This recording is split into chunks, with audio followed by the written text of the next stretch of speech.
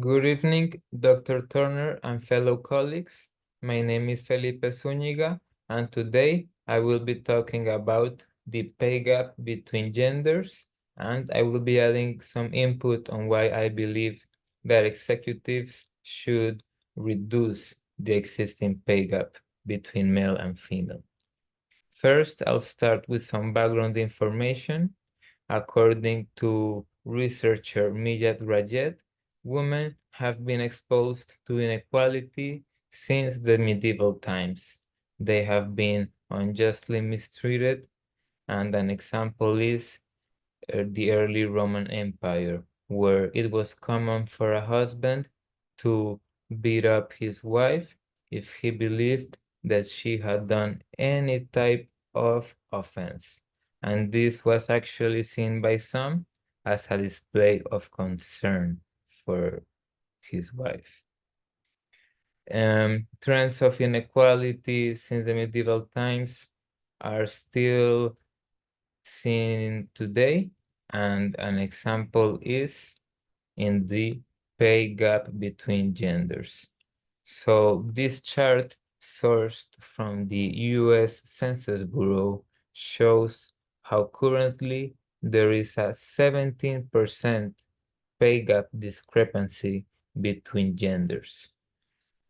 This is a huge number, and this shows how women are not being valued in the workplace as they should.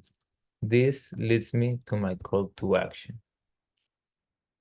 So we have already seen by how data backs up that women have been unjustly mistreated through history. We have already seen how data backs up that women are still being mistreated right now.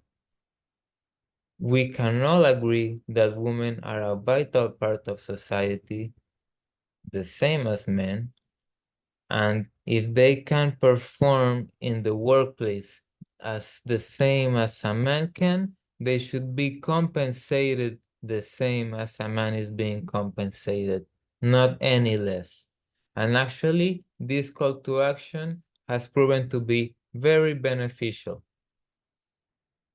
According to the International Monetary Fund, reducing the gender pay gap between male and female can lead to several nations increasing their GDP to numbers up to 34%. In addition to this, research by the Institute for Women's Policy shows how if the US works towards decreasing the existing gender pay gap, the rate of working women who are living in poverty would reduce by up to 50%. And actually, another very interesting benefit from this call to action is the following. The Internationally Monetary Fund has found a correlation between adding women to the leadership of a company and improvements in the performance of the company.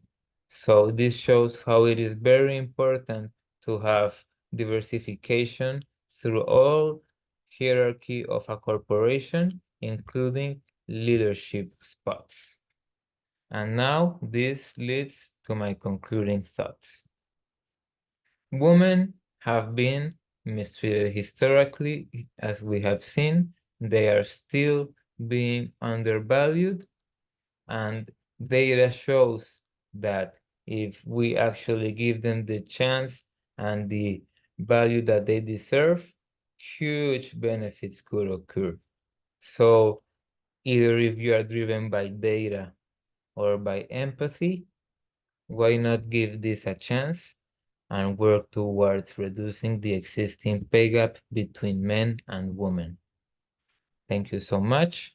Here are my references and citations. I hope you enjoyed my presentation.